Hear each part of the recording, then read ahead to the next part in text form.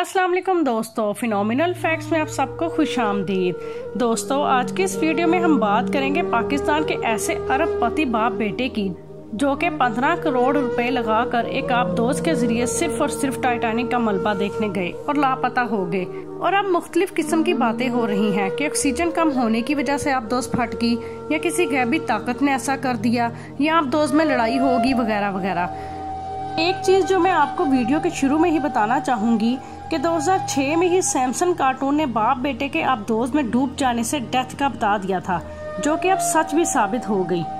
ये अरबपति लोग किस खानदान से ताल्लुक रखते थे जो इतनी बड़ी रकम खर्च करके सिर्फ और सिर्फ टाइटैनिक का मलबा देखने चले गए? क्या ये वाकई मलबा देखने गए थे या फिर किसी और मकसद के तहत इन्हें भेजा गया था? क्या इन्हें मारने के पीछे कोई साजिश तो नहीं थी? नाज़रीन, आपने अपनी जिंदगी में कभी किसी ऐसे शख्स के बारे में नहीं सुना होगा जो 15 करोड़ खर्च करके समंदर की 1200 मीटर की गहराई तक जाए, और वो भी सिर्फ और सिर्फ जहाज का मलबा देखने के लिए, जो आज से तकरीबन 111 साल पहले डूब गया था। और फिर उसके बाद पता चले कि इसे देखने के लिए जो गए थे वो खुद ही लापता हो गए। दरअसल ये वाकया पाकिस्तान के शहजादा दाऊद और उनके बेटे सलमान दाऊद के साथ पेश आया। ये दोनों बाप बेटे पाकिस्तान के चंद अरबपति खानदान में से थे। इनकी दौलत का अंदाजा इस बात से खुद लगा लें कि वो करोड़ों रुपए देकर सिर्फ और सिर्फ टाइटैनिक का मलबा देखने जा रहे थे।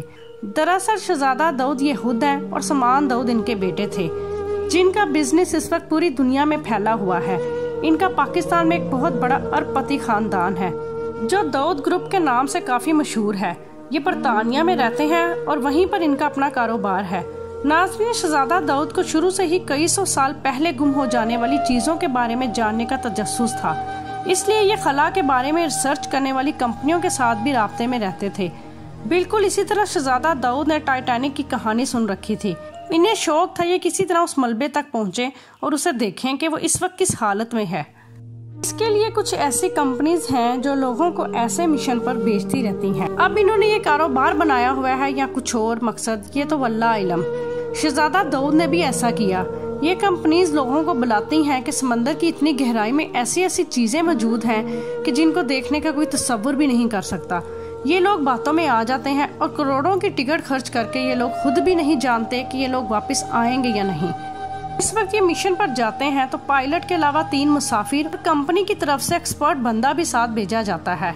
इस आबदोज में ऑक्सीजन भी होती है जो कि 4 से 5 दिन तक यूज हो सकती है। अब शहजादा दाऊद के वालिद एक इंटरव्यू दे रहे हैं और बहुत ही जज्बाती हैं, और उन्होंने एक ऐसी बात कह दी जिसकी वजह से लोग सवाल पे सवाल कर रहे हैं। शहजादा दाऊद के वालिद के साथ जो हुआ वो किसी क़यामत से कम नहीं। उनका बेटा, उनका पोता इस दुनिया से चले गए और वो बार बार एक ही बात करते रहे कि मेरा बेटा मरा नहीं, मारा गया है। वो ये भी कह रहे थे कि मेरा बेटा शहीद हुआ है। उन्होंने कहा कि मेरे बेटे की खुशकिस्मती भी है और बदकिस्मती भी।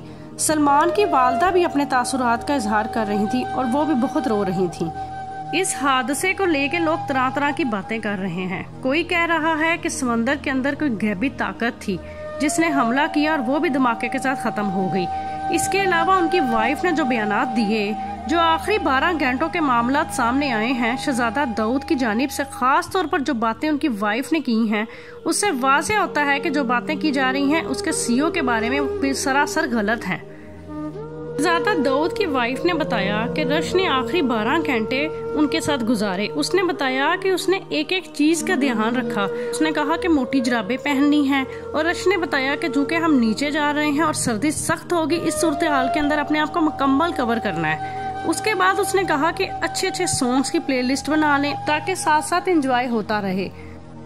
इवन उन्हें डाइट के बारे में भी कहा गया कि डाइट कम से कम खाएं और कोई बंदा कॉफी ना पिए। यानी जिस दिन का ट्रिप था तब से लेके अब तक रश जो थे उन्हें गाइड ही कर रहे थे ताकि वहाँ पे उल्टियाँ ना आ जाएं। इन बातों पर गौर करें तो अंदाजा लगाया जा सकता है कि रश काफी जिम्मेदार इंसान थे और सारे इल्जाम उन पर लगा रहे हैं कि रश को 5 साल से वार्निंग दे रहे थे लेकिन उस पर असर ना हुआ और उसने परवाह ना की। सफर शुरू हुआ। अब बारी बारी सब ब्लूटूथ पर गाने लगाने लग गए। अचानक इस सूरत हाल के अंदर रश ने कहा कि लाइट्स ऑफ होने जा रही हैं क्योंकि बैटरीज को बचा कर रखना है। और इस सूरत हाल में सब समंदरी मखलूक को देख रहे थे, इंजॉय कर रहे थे। इवन के कहा यह जाता है कि उन्हें अपनी मौत का खुद पता नहीं चला। यहाँ मैं एक बात करना चाहूंगी कि कोई भी इंसान चाहे उसकी उम्र 1000 साल ही क्यों ना हो, अपनी मौत को खुद जानकर गले नहीं लगाता। अब ये कैसे मुमकिन है कि उसने अपनी जान गंवा दी, लोगों की भी जान गंवा दी? ये कैसे मुमकिन है? शहजादा दाऊद की वाइफ ने बयान दिया कि वो इस सफर से बहुत मुतमिन थी, हर लिहाज से रिलैक्स थी।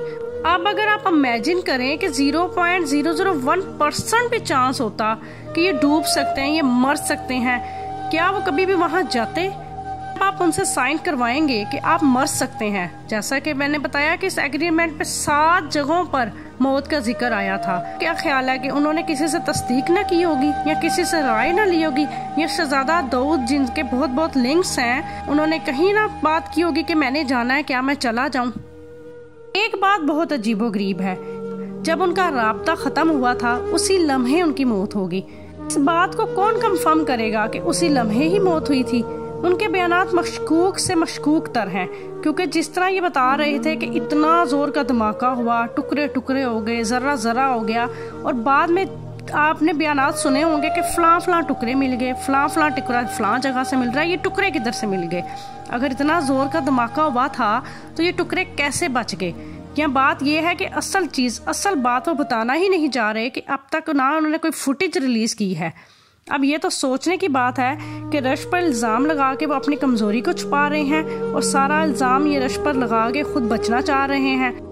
जिस रोज समंदर में आबदोज उतरी उसके चंद घंटे बाद ही तबाह हो गई। पूरी दुनिया को पूरा हफ्ता परेशान रखा गया, हालांकि सच्चाई उन्हें पता थी। एक बार फिर मौत का सफर शुरू।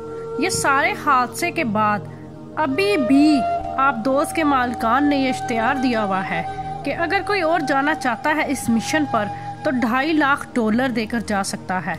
हैरत की बात यह है, पता नहीं कौन से ऐसे लोग हैं जो अभी भी इस मिशन पर जाना चाहेंगे। इनका इश्तिहार भी बहुत दिलचस्प है। इश्तिहार में कह रहे हैं कि हम 8 दिनों के लिए आपको लेकर जाएंगे टाइटैनिक का मलबा दिखाने के लिए। 3800 मीटर की गहराई में आपको लेकर जाएंगे और साहिल समंदर से 380 मील दूर ये वाक़या होगा, और कनाडा से ये सफर का आगाज होगा। एक बड़ी कश्ती पर कमरा दिया जाएगा। 8 दिन तक आप हमारे साथ रहेंगे। आपको वाईफाई दी जाएगी, आपको अच्छा खाना दिया जाएगा, यहाँ तक के पानी के नीचे भी आपको वाईफाई की सहूलत दी जाएगी।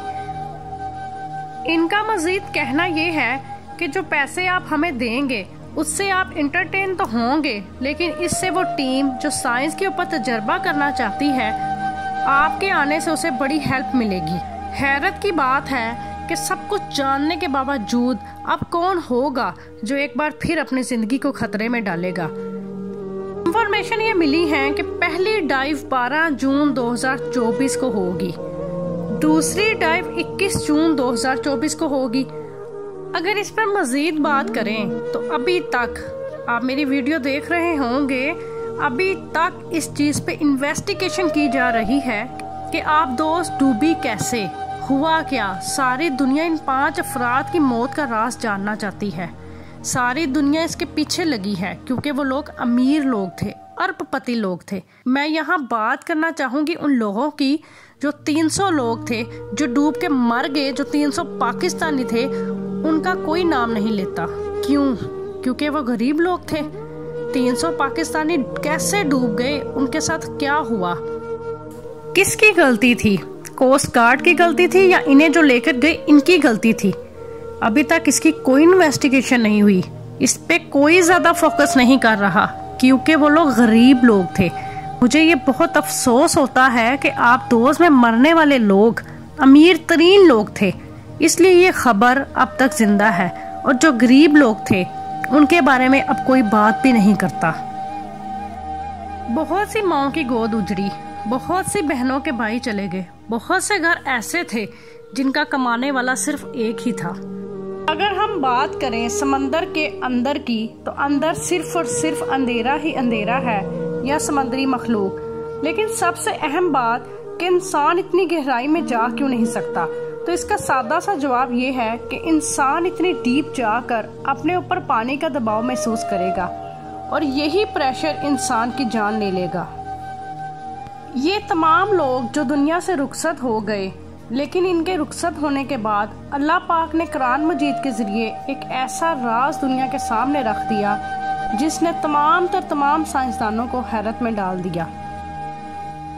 अल्लाह पाक कुरान पाक की सूरत नूर में फरमाता है, इनकी मिसाल ऐसे है जैसे किसी गहरे समंदर के अंदर फैले अंधेरे कि समंदर को एक मौज लहर ने ढांप रखा हो, जिसके ऊपर एक और लहर हो, फिर इसके ऊपर बादल हो, गर्ज ऊपर सिर्फ अंधेरा ही अंधेरा हो, और कोई शख्स अपना हाथ बाहर निकाले तो देख ना पाए। जिस शख्स को अल्लाह नूर ही अता ना करे उसके लिए कोई नूर नहीं। समंदर के अंदर के जो राज जिन्हें इंसान आज इतनी टेक्नोलॉजीज यूज करके जान रहा है, अल्लाह पाक ने 1440 साल पहले कुरान पाक में बगैर किसी टेक्नोलॉजी की मदद से जाहिर कर दिए थे। अमेरिका की तमाम टीमों का समंदर में ऑपरेशन चल रहा था, तो इनका कहना था कि हम कैसे इन लोगों की डेड बॉडी निकालें। अगर हम वहां पहुंच भी जाएं तो समंदर के अंदर इतना अंधेरा है कि हम वहां कुछ भी ना देख पाएंगे। आखिर पर यही दुआ जिनके प्यारे उनसे बिछड़ गए, अल्लाह पाक उन्हें सब्र जमील अता फरमाए। आमीन सुम आमीन। अगर आपको मेरी वीडियोस पसंद आ रही हों तो मेरे चैनल को लाइक और सब्सक्राइब करें। मिलते हैं नेक्स्ट वीडियो में, तब तक के लिए अपना ख्याल रखिएगा। अल्लाह हाफिज।